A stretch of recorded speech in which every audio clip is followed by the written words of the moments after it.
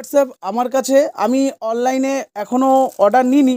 তো আমাকে 18-19 জন করেছে অর্ডার, তো আমাকে কিছু করার নেই, আমাকে অনলাইনে বিজনেসটা করতেই হবে, অনলাইন স্টার্ট করতে হবে। তো আমি অনলাইনেও সব মানে কালেকশনগুলো এখন সেল করব। তো যাই হোক, একটা ভাই আমাকে ফোন করেছে। ভাই আমি লাউড স্পিকার দিচ্ছি, নাম্বারটা দেখাচ্ছি না ভাই, তুই একটুখানি বল কোথায় বাড়ি তোর। আমার বাড়ি পূর্ব পলতা স্টেশন মসলান্দপুর। আমি ওখান থেকে কল করেছি দাদা এর সাথে কথা বলার জন্য। ভিডিও দেখার পরে খুবই ভালো লাগলো, খুব কম টাকায় দিচ্ছে। আর দাদার সাথে কথা বলার পরে দাদা আমাকে কুরিয়ার করার সুবিধা করে দিচ্ছে। বাস, খুব খুশি হলাম ভাই এই কথাটা বলার জন্য। তোর রিভিউটা আমার কাছে খুব ভালো লাগলো। তো আমি আজকে ভিডিওটা ছাড়বো, তো তুমি একটু কমেন্ট করে দেবে, অবশ্যই একটু পরেই ছাড়বো আমি। তো যাই হোক, আমি সবাইকে জানাচ্ছি অনলাইন বিজনেসটা স্টার্ট করতেই হবে, কিচ্ছু করার নেই। তো দেখা যাচ্ছে না। তো যাই হোক, আমি বলে দিচ্ছি।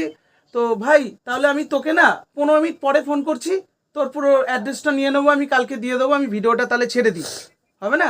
আমি তোমার এই নাম্বারটা আমি সেভ করে রাখছি। আচ্ছা রাখি ভাইয়া। হ্যাঁ হ্যাঁ, রাধে রাধে। হুম, সেভ করো তো। তো যাই হোক, সবাইকে ধর হচ্ছে। তো সবাইকে জানাচ্ছি, আমি এখন কিছু করার নেই, এখন কোরিয়ার করতে হবে।